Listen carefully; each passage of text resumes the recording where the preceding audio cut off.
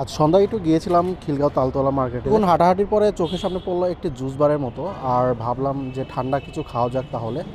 আর এখানে দেখলাম যে অনেক ফলের সমাহার, এইগুলো দিয়ে আর কি ওরা জুস বানিয়ে তারপরে দেয়। তো এইগুলোর মধ্যে আমার কাছে নতুন যেই ইটা লাগলো সেটা হলো কাঁচা আমের যে জুস, ওইটা একটু নতুন লাগলো। তো এই বছরে যেহেতু কাঁচা আম খাইনি, তো ভাবলাম যে কাঁচা আমের জুসই খাওয়া যাক।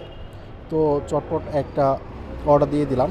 আর এটার এক গ্লাস ছিল 50 টাকা করে। কাঁচা আমের জুসের জন্য সে দেখলাম যে কয়েকটা কাঁচা আম কুচি কুচি করে কেটে দিল এটার ভিতরে, আর তার সাথে ধনেপাতা দিল, বরফ দিল, আর হলো কাঁচা মরিচ যেটা ওটা কুচি কুচি করে দিল আর কি এটার ভিতরে।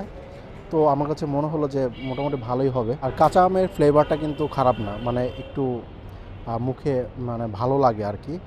ইফতারির শেষে এরকম টাইপের কিছু খেলে নিজের কাছে একটু শান্তি শান্তি ফিল হয় আর কি।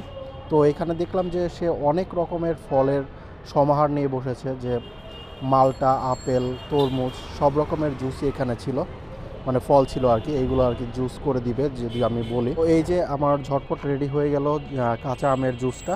তো আমি এখন এটা একটু টেস্ট করে দেখি যে কেমন। তো এটা টেস্ট করে মুখে নেওয়ার পরে হালকা একটু ঝাল ঝাল প্লাস কাঁচা আমের যে ফ্লেভারটা এটা লাগছিল, সব মিলে দারুণ ছিল ব্যাপারটা।